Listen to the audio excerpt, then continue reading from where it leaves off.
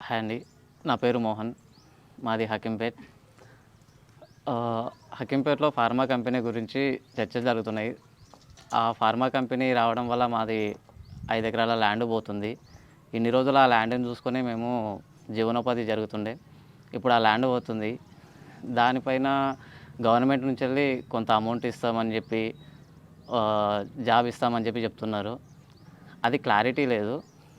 Government తరపు నుంచెల్లి అధికారులొచ్చి సరైన ఇన్ఫర్మేషన్ ఇచ్చి, జనాల దగ్గర నుంచెల్లి భూమి తీసుకోవడం ఏమి గాదు గానీ, కరెక్ట్ ఇన్ఫర్మేషన్ లేక చాలా గొడవలు జరుగుతున్నాయి.